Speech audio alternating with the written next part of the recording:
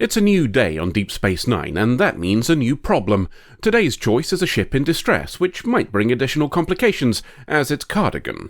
It's not responding and has life support issues from the looks of things, so we tow it to a cargo bay and go to see if we can help.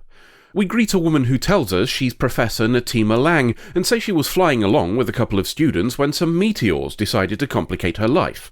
She must not be a professor of space, or she'd know the difference between a meteor and a meteoroid.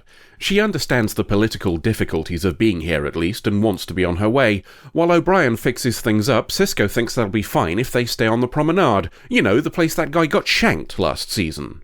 Time to remind us all that there's another Cardigan who lives on the station. Plain Simple Garak is having lunch with Bashir and explaining why fratricide is acceptable under certain circumstances. Downstairs, Odo is telling Quark, who definitely doesn't have a cloaking device to sell, that trying to sell a cloaking device on the station would be illegal and punished very severely. The sparring is cut short when Quark looks onto the promenade and sees Natima, a vision promptly followed by him running out to meet her. It's not exactly a happy reunion, not unless he's into rough stuff, but he seems pleased enough with the result anyway and chases after her. The persistence at least starts a conversation, not that Natima seems to want one due to an undefined history between them.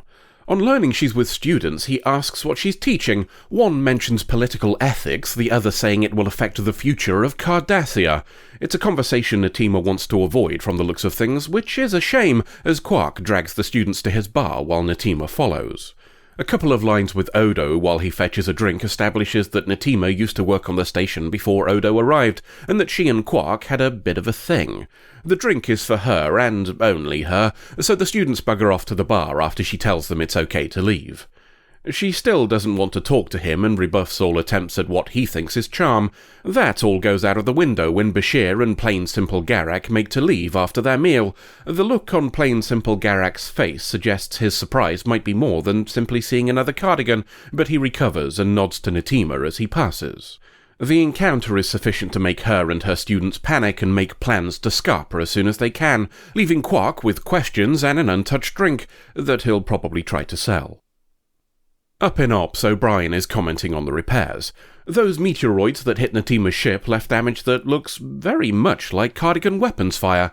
Feels like something we should ask her, so it's handy that Ops still has an open door policy for literally any bastard who wants to walk in.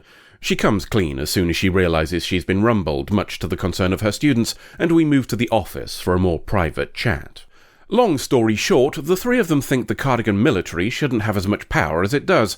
That's why they became part of a movement to change things, her two students here being figureheads of a sort. The problem with trying to obstruct people who hold power is that, well, they're the people who hold power. It's the sort of thing that might result in, say, getting shot at while you're flying along minding your own business. Adding Plain Simple Garak to the mix is an unknown variable. We know he's not a friend of Gul Dukat, but those rumours of him being a spy for his government, pronounced military, have been very persistent indeed.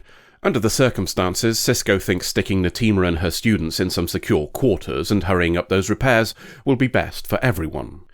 He's not alone in wanting to make sure there are no problems. That's why Quark is making his first ever trip to Plain Simple Garak's clothes shop.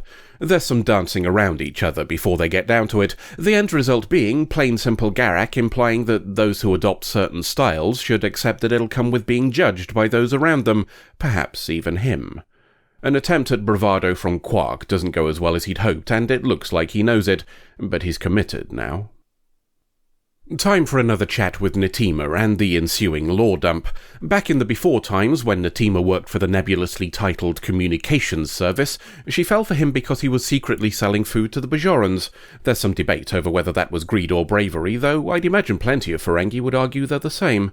Regardless, it sparked a month-long thing with her, and one that ended when he used her access codes to do a cheeky little bit of fraud against her employer.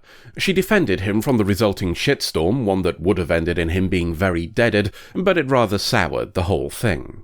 Now he wants to make amends, or says he does, and all for the low, low price of staying here with him. And if she doesn't, he threatens to follow wherever she goes. Not even the thought of Rom destroying his business while he's gone phases him, so this might actually be genuine affection. Either that or a comprehensive insurance policy. It's academic, as she turns him down on both counts, though he says he's willing to wait. The wait, too, may be academic. Natima's ship will be fixed in an hour, but we've got another Cardigan vessel incoming, and it's in pissed-off mode. Cisco returns the favour by raising shields and powering weapons, something he can apparently do without declaring red alert, according to the lights. Before any shooting happens, plain simple Garak turns up and asks for a little chat with Cisco.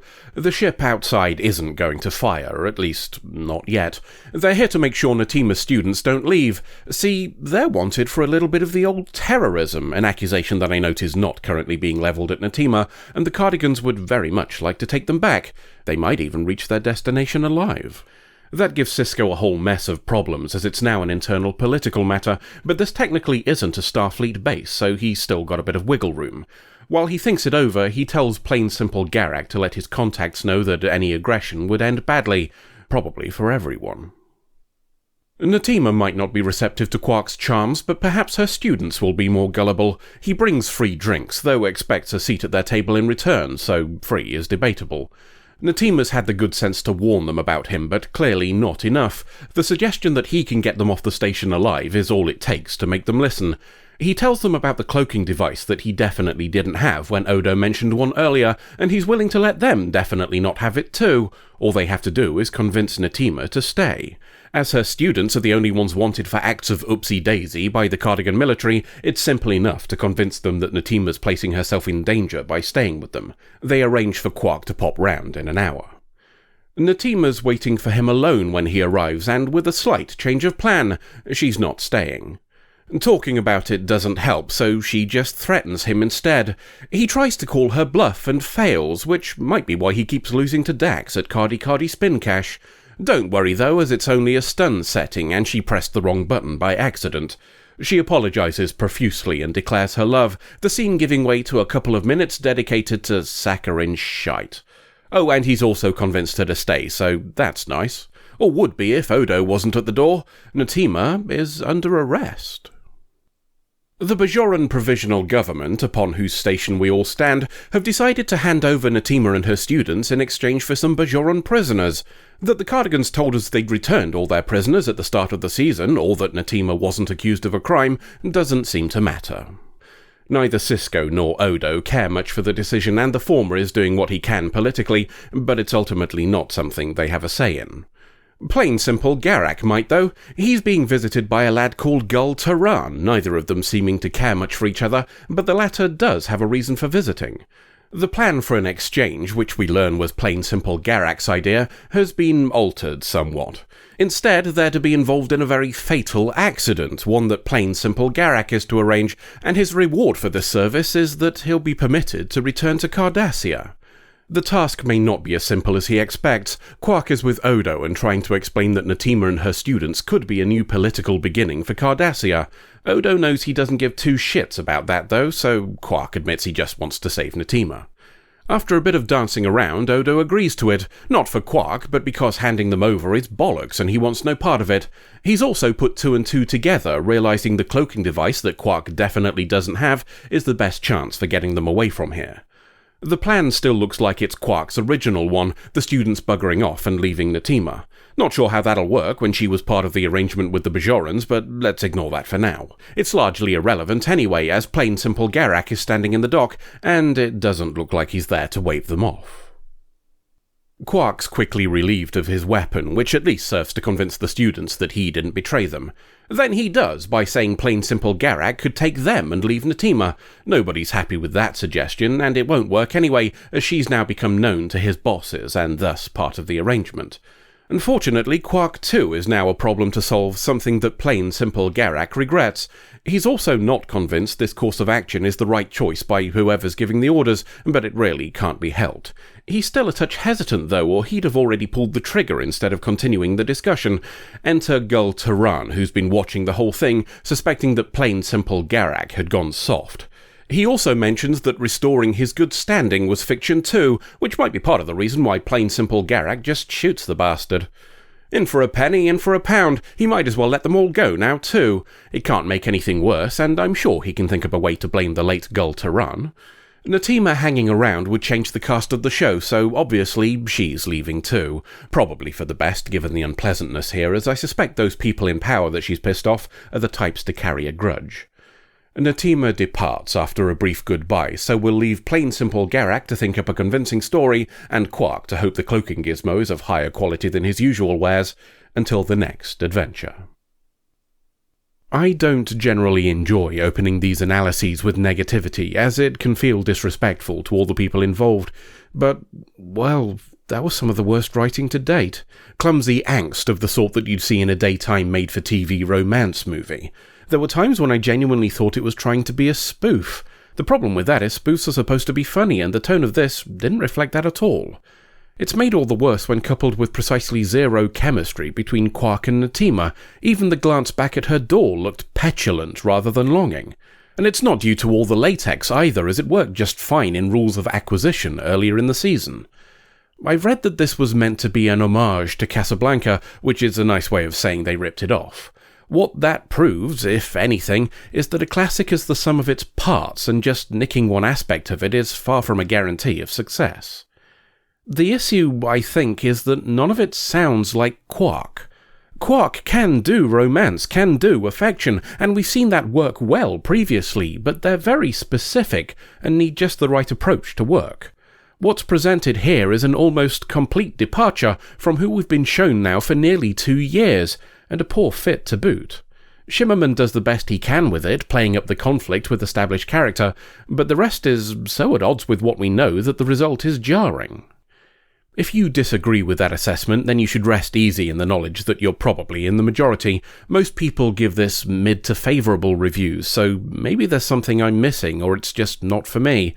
This is fine, and I'm glad people found enjoyment where I didn't. I'm the person who thought Move Along Home had some redeeming features after all, so nobody should be taking my opinion as gospel.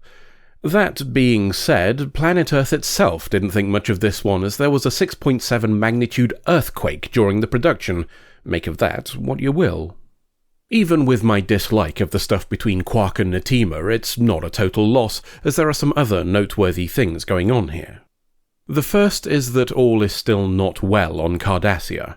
The situation seen here is the continuation of what we've seen previously, namely that there's an ongoing dispute between the military and civilian branches of Cardigan life. We can surmise that the civilian government isn't merely a puppet by the order to withdraw from Bajor, one with which the military disagreed, but followed anyway. If the positions held here by Natima and her companions are representative of a growing public opinion, that might explain the order to withdraw. The order might even, ironically, have been an attempt to placate those opinions, to show that the military is subordinate to the people. Probably not, given the negative military reaction, but it's possible. Either way, the problem is still clearly ongoing, though we see that the military still feels strong enough to try and disappear some people who've publicly denounced them. Staying with Cardigan politics, we hear that plain simple Garak is officially confirmed as an exile, or at least it's confirmed that Gul Taran believes he is. There could be wheels within wheels, but it's the closest to solid data we've been given so far. Similarly so with him previously being an operative of some kind, suggested by Taran talking about plain simple Garak having arranged convenient accidents in the past. Near the start of the episode, as he's taking lunch with Bashir, he jokes that maybe he's an outcast spy. Hiding the truth in the middle of suspicion is certainly something we can imagine him doing, the whole thing being dismissed as a result. Let's finish off with Odo and Quark. The frenemies business is a long-running thing, and they've acknowledged it to third parties before, but this might be the first time it's been outright stated between them. Quark's saying it to get something, of course, and Odo plays it off as a joke, but it's still there. And that got me to thinking why. It occurs to me that they've both got something in common, an utter lack of shits to give about rules. The reasons are different, usually, but they'll do what they think is right, regardless of what they're told. Quark's version of right is usually financial, but not always. I doubt the money he made selling food to Bajorans was more than he could have got from selling it to the Cardigans instead. And Odo's version of right is usually legal, but not always. He's opposed to the sale of a cloaking device here, but looks the other way when it's given to a worthy cause. That the unit likely has a very checkered past doesn't matter. To put it more simply, Odo is chaotic good, and Quark is somewhere just a touch north of chaotic neutral. That same disregard for the systems others try to impose is likely one of the main reasons they mostly get along. At the risk of making it all about neurodivergence again, you could say they've found people whose brains operate the same way. End of episode. Have we got a plan? I beg your pardon? For these end bits, have we got a plan for what we're going to do with him? I thought we were just going to make French references for a few more videos. No, I've had enough of that. And we want to try and steer clear of Astro, Chien and Ordinateur because of timeline buggery, so we need a new gimmick for these credit scenes. Why's that our job? We don't write these. How does the guy in charge of the channel usually come up with them? Honestly, it don't really. It's either something that just falls into place, usually a lot more smoothly than it should do based on the lack of planning if we're being completely honest, or he just starts writing and sees where it goes. Are you shitting me? You're saying we've been running on fumes for a year and a half? Pretty much, yeah. So, how's that working out for him? To be blunt, not great. We'll have to go on a quest to find the quest to go on. Oh, actually, that's not bad. No, absolutely not. You don't get to claim that was intentional. Yes, it was. That's totally where we were going with it all along, and he didn't just pull it out of his arse right at end. Triumphant wolf.